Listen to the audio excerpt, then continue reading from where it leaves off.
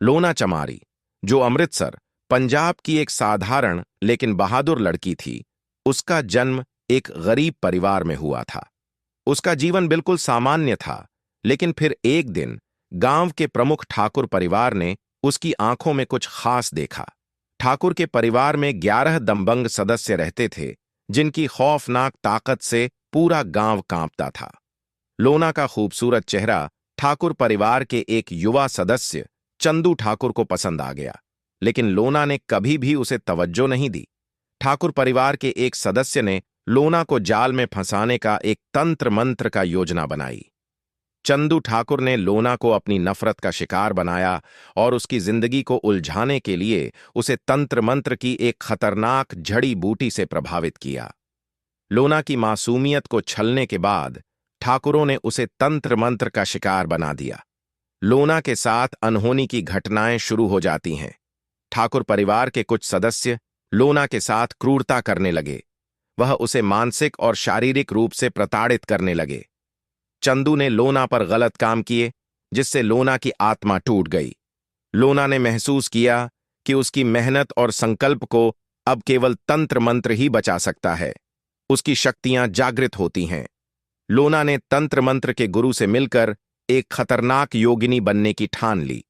वह जंगल में गई, जहां उसने नागिनी देवी और तंत्र मंत्र की साधना करना शुरू किया। उसे एक पुरानी तंत्र मंत्र किताब मिली, जिसमें एक खास विधि थी जिससे कोई भी देवी या देवता को आकर्षित किया जा सकता था। लोना की साधना ने उसे विश्व प्रसिद्ध योगिनी बना दिया। उसकी शक्तियां जागृत होने लगीं।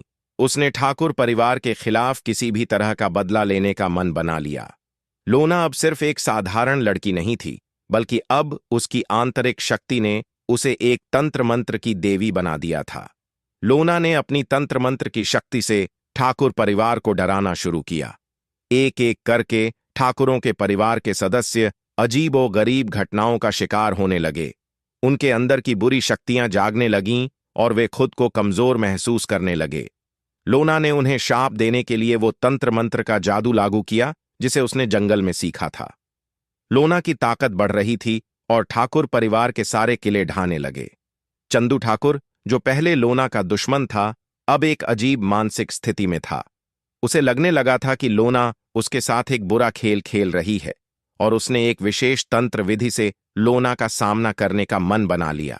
लोना ने अब कठिनतम तंत्र मंत्र साधना को पूरा किया और वह अब एक सशक्त देवी बन चुकी थी। उसके पास सारी दैवी शक्तियां थीं।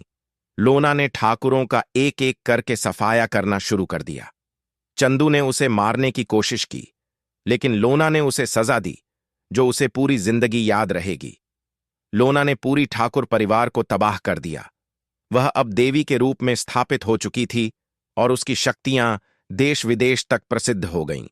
अब लोना का नाम एक महान यो लोना के बारे में अब कई कहानियां हैं, लेकिन क्या वह असल में जीवित थीं, या उसकी शक्तियों के कारण वह एक अमर देवी बन चुकी थी? उसकी असली पहचान और रहस्य अब तक नहीं खुला। आज भी कई लोग उसकी पूजा करते हैं और लोना के रूप में एक काली देवी को आदर्श मानते हैं।